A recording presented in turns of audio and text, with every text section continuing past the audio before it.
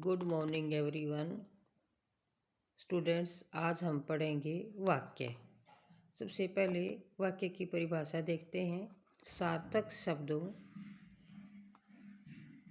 या पदों का वह व्यवस्थित समूह जिसमें पूर्ण अर्थ की अभिव्यक्ति हो वाक्य कहलाता है। यानी जिस भी वाक्य को हम बोलें तो हमें उससे एक निश्चित अर्थ निकलता हो, उसी को वाक्य कहेंगे।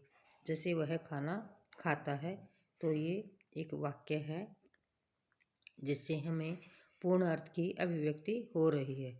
उसके बाद बच्चों हम पढ़ेंगे वाक्य के प्रकार। सबसे पहले रचना के आधार पर, बुनावट के आधार पर वाक्य 3 प्रकार के होते हैं। जैसे आप परिवेश कक्षा में भी पढ़ के आए हैं। सरल वाक्य, संयुक्त वाक्य और मिश्रित वाक्य। सरल वाक्य या साधारण वाक्य वह वाक्य होता है जिस वाक्य में एक उद्देश्य और एक विधेय होता है, उसे सरल या साधारण वाक्य कहते हैं। जैसे आपने सब्जेक्ट और प्रेडिकेट अंग्रेजी में भी पढ़ा होगा। उदाहरण के लिए देखते हैं, अशोक ने गाना गाया। अशोक ने गाना गाया। अशोक यहाँ उद्देश्य है और गाना गाया विधेय है। भैंस दूध देती है। भैंस यहाँ उद्देश्य है, दूध देती है, विधेय है। तो जो है जिस वाक्य में एक उद्देश्य और एक विधेय होता है वो सरल वाक्य कहलाता है। और दोनों उदाहरणों के अंदर भी ऐसी ही कंडीशन को पूरी यह कर रहा है। आगे है संयुक्त वाक्य। संयुक्त वाक्य जिस वाक्य में एक से अधिक साधारण वाक्य हों और योजक शब्दों से जुड़े हों उसको संयुक्त वाक्य कहा जाएगा। जिस वाक्य में एक से अधिक साधारण वाक्य हों और योजक शब्दों से जुड़े हुए हों उन्हें संयुक्त वाक्य कहा जाएगा। मोहन गया और पीयूष आया।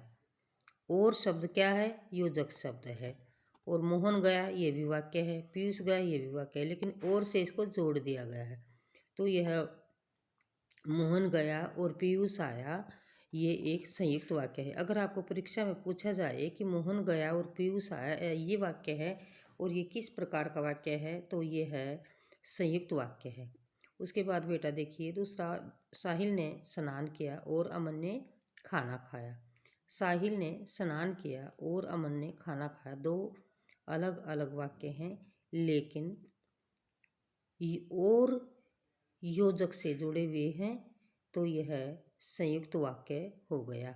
उसके बाद है बेटा मिश्रित वाक्य। मिश्रित वाक्य जिसके अंदर मिश्रण हो गया हो किसका? जिस वाक्य में एक प्रधान वाक्य, मेन वाक्य एक है तथा उसके आश्रित उपवाक्य हो, यानी छोटे छोटे वाक्य जो उसके ऊपर आश्रित हैं, उसको मिश्रित वाक्य कहेंगे। जैसे यदि मैं दिल्ली गया, तो जो है बात पूरी नहीं हो रही है, आगे है तो क्या होगा? तुम्हारे लिए पुस्तक लाऊंगा। तो एक वाक्य प्रधान है इसमें, जैसे मैं दिल्ली गया प्रधान है, तुम्हारे लिए पुस्तक लाऊंगा ये उपवाक्य है और मिलकर एक मिश्रित वाक्य बन गया। आगे क्या है? वह नहीं जानता कि यह पुस्तक किसकी है। वह नहीं जानता, क्या क्या नहीं जानता कि यह पुस्तक किसकी है। वह नहीं जानता प्रधान वाक्य है और यह पुस्तक किसकी है आश्रित उपवाक्य है, तो यह मिश्रित वाक्य बन गया। दूसरा, अर्थ के आधार पर भी हम वाक्य के भेदों को पढ़ सकते हैं। अर्थ के आधार पर वाक्य जो है बेटा 8 प्रकार के होते हैं। आपसे पूछा जा सकता है कि अर्थ के आधार पर वाक्य कितने प्रकार के होते हैं, तो 8 प्रकार के। विधानवाचक, निषेधवाचक, प्रश्नवाचक, आज्ञावाचक, इच्छावाचक, संदेहवाचक, संकेतवाचक और विस्मयादिबोधक वाक्य।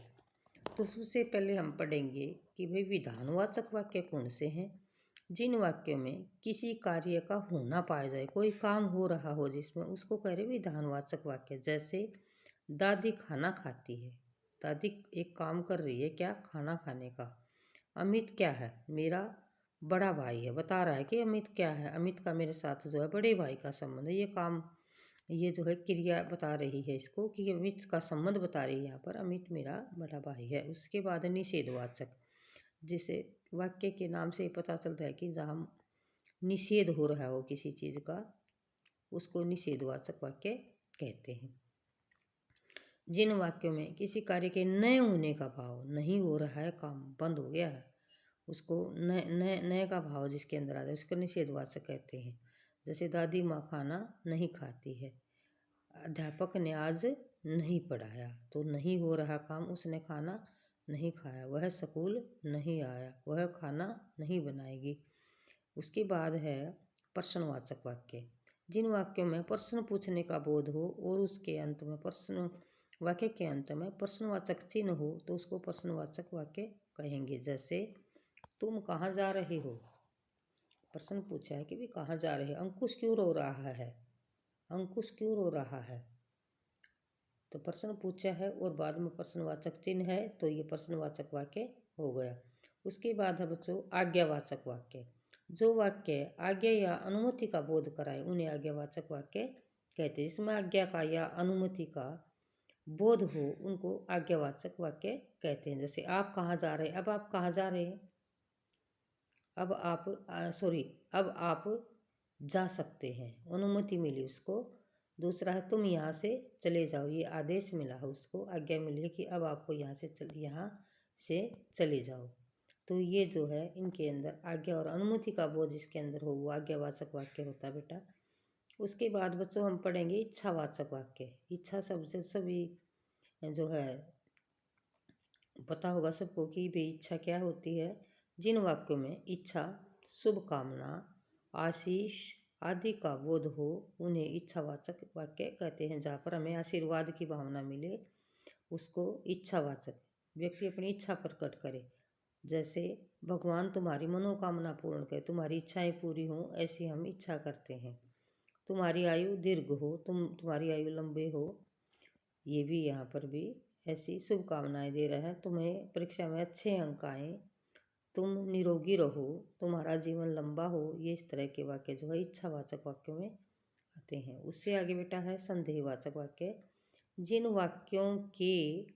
जिन वाक्यों से कार्य के होने में संदेह प्रकट हो, डाउट हो कि पता नहीं काम होगा कि नहीं होगा, वहाँ पर संदेहवाचक वाक्य होगा। जैसे पिताजी शायद आज ही आ जाएं, पता नहीं है पक्का आएंगे कि नहीं, अंजू भूल चुकी होगी, पता नहीं याद भी हो गई, तो संदेह है, अभी पूरा वाक्य जो है क्लियर नहीं हो रहा है, तो ये जो है संदेहवाचक वाक्य होगा। उसके बाद बेटा है संकेतवाचक वाक्य। जिन वाक्यों में एक क्रिया का होना दूसरी क्रिया पर निर्भर हो वहाँ पर संकेतवाचक वाक्य होगा।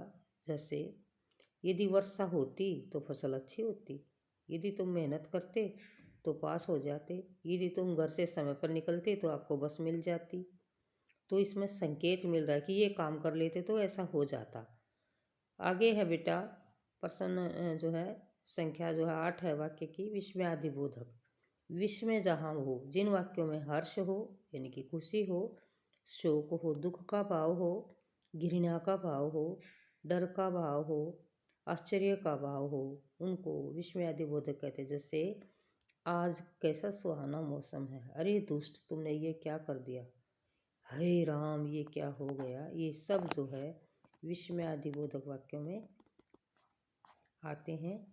तो आशा है स्टूडेंट्स आपको जो है वाक्य के प्रकार समझ में आ गए होंगे। आप सभी बच्चों ने इनको अपनी कॉपी में नोट कर लेना है और इनको याद कर लेना है।